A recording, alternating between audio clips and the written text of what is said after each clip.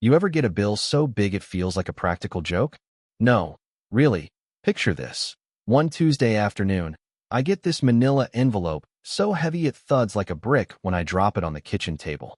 I open it, and boom, out spills a blizzard of red Final Notice stickers, fluttering down on my boots like confetti.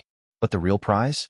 Dead center is a bill from the Ocotoyo Vista HOA demanding 100 grand for, and I swear I'm not making this up, unpaid wind turbine farm participation. Tacked on in cursive, just for that extra mustache-twirling villain energy. Pay by Friday to avoid lien. Yeah, that happened. I hadn't even set my coffee down. Barely had time to process before my doorbell rang. I find a woman in a pearl visor and yoga pants, clutching a receipt printer like it's a loaded weapon, chirping, "Hi, I'm here to collect your portion of the wind." She said it just like that, like she's Girl Scouts, but for breezes. Meet Rowan Tate, wind tech, privacy nut, and, if you ask the HOA, a neighborhood public enemy. My place sits out beyond Ocotoyo Vista, high desert, red cinder hills, 5 turbines quietly spinning, tied into the rural co-op, not bothering anybody, but maybe a couple vultures and a very determined HOA president named Mara Yates. Now, Mara's a piece of work. Picture hair so shellacked it could stop a bullet, and a stare that could curdle paint. This is the same woman who once fined a neighbor for watching the sunset at the wrong hour, said it disrupted the community visual schedule. I'd mostly dodged her orbit until my turbines, apparently, violated her sense of HOA territorial integrity. Her opening move? Courtesy notes calling my turbines a rotational eyesore. Next came fines for kinetic display, visible from community sightlines. Then a cease and desist. She claimed my turbine's shadow flicker caused emotional trespass. If you think I'm joking, I'll show you the paperwork. When I refused to grovel, she upped her game. Orange traffic cone at the shared easement road marked toll point. Started shaking down delivery drivers. $40, cash only, for what she called pavement degradation. She even stapled a pie chart to the HOA newsletter, titled Our Share of Rowan's Revenue. All the money, according to her, was rightfully theirs. It gets better. She started going around with a clipboard, getting neighbors to sign the so-called Wind Revenue Recovery Initiative. Most folks thought it was about landscaping, until they hit the fine print that claimed my turbines were, get this, community-owned electricity, and that I was stealing the wind. My favorite was the Facebook post, Legal Update. HOA entitled to a backward-adjusted share of private generation, with a $100,000 invoice attached, and an AQR code to Mara's personal payment app.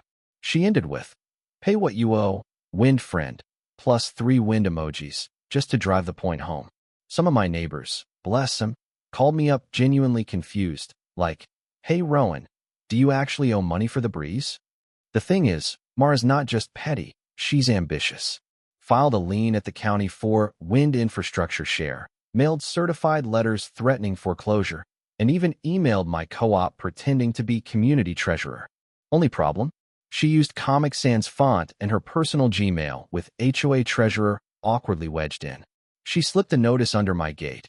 HOA would be inspecting my turbines next Thursday with a volunteer ladder team. I just about laughed myself out of my work boots. And then she brought in her nephew. Claimed he was a paralegal. I looked him up. He runs the copy machine at the local UPS store. Still, he whipped up fake legal docs with case numbers about wind rights, referencing precedents that exist only in Mara's head. Saturday morning, she's at my access road with a megaphone, yelling to passing cars, "He's a wind thief, stealing our atmospheric resources." I started half expecting her to show up in a cape. She even called the local news, pitching herself as an environmental hero, fighting greedy wind hoarders. Started holding wind ownership seminars in her garage, $20 a seat to hear her explain atmospheric law. She sold windshare certificates for $50 a pop, promising dividends from my turbines. The cherry on top? Booth at the farmer's market. Banner read, "Reclaim your air rights," with flyers showing my photo circled in red and "Wind Monopolist" scribbled underneath. By now, I'm honestly half impressed by the energy. She calls my insurance company, posing as a government official investigating unauthorized commercial wind farming. You know what's not a neighborhood initiative? Filing false instruments, impersonating utility officials, and attempting extortion. That's called crime, y'all. So, I bundle everything. Every envelope, screenshot, fake lien, even a thumb drive of gate cam footage with Mara narrating, "This breeze is ours." And I get on the phone. County recorder, state attorney general's office, sheriff's department, and, since she mailed all those threats, the postal inspector. I CC'd the co-op's attorney just to keep the lighting good. The postal inspector perked up, especially when I showed him those certified mailers, each more unhinged than the last. One had evidence from atmospheric scientists saying my turbines caused a wind deficit zone, affecting home values.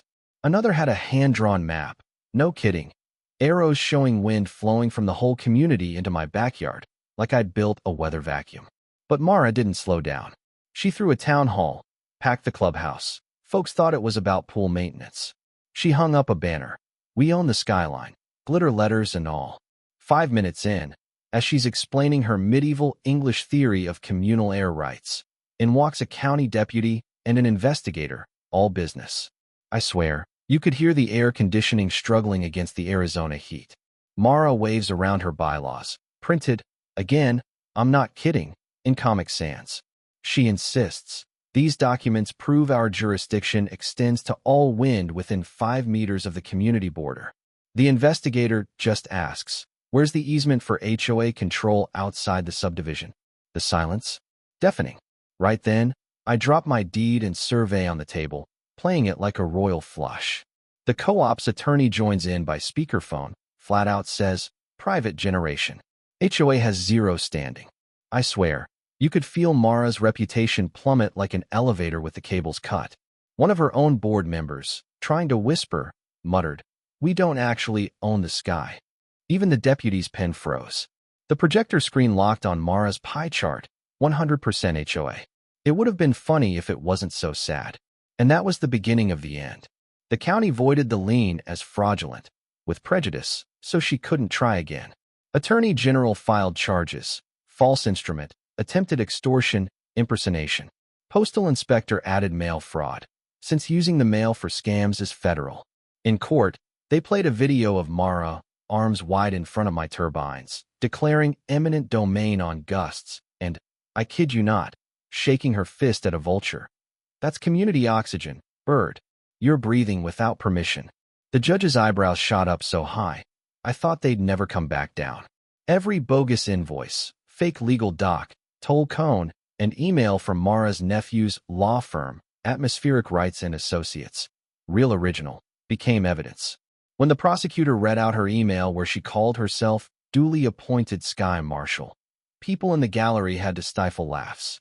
Twice, the judge had to call for order. The verdict? A gavel slam that still echoes. Guilty on all counts but one.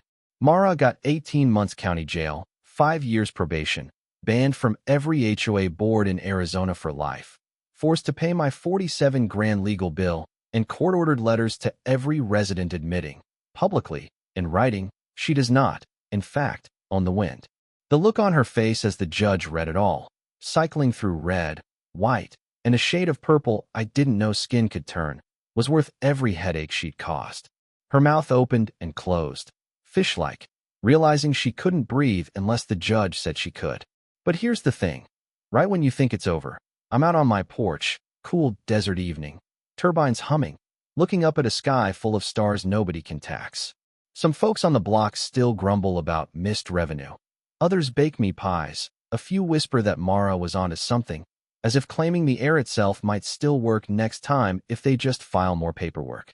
There's always someone ready to reinvent community justice, one shared asset at a time. So let me ask you, where do you draw the line? Is the wind a public good, or is it just a neighbor's business until somebody gets greedy? You ever dealt with this kind of overreach? Drop your wildest HOA or neighbor story in the comments. Let's hear who really owns the sky. And hey, don't forget to like, share, and subscribe, cause trust me, in this neighborhood, the drama never stops blowing.